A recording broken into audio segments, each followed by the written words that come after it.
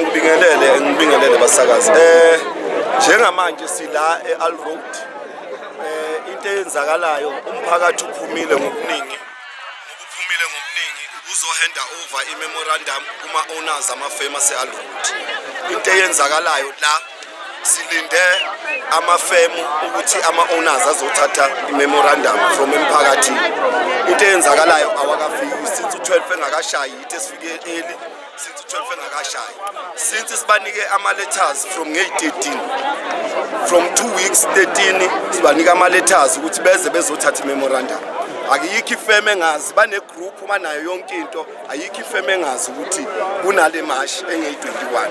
So into eyenzakalayo manje silinde nje ukuzwa ukuthi bangaka abafikayo. Uma bengafiki sizoba no phase 2 esizowuplana nama-leaders sibuye emphakathini sizowutshela ngoba lento yokulokhu sincenga amafemu ala eAl Road aqasha abantu bangaphandle sithi mabakhiphe abantu bangaphandle.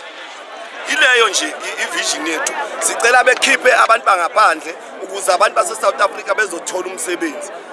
Ma ungaphuma nje ubheke abantu abagcwele la njengamanje abantu abangasebenzi bonke la yilokishi lonke mawukwazi ukubheka. So into ekhona njengamanje sizoba no phase 2 esizolandela ngapha. Angiboni ukuthi uyoba mnandi, angiboni ukuthi uyoba mnandi phase 2, angiboni ngoba phase 2 yila bonke laba abantu kufanele beyome ebrewery beme brewery belindele impendulo ukuthi ngabe ngempela balivinjwe yini ukuzothatha imemorandum.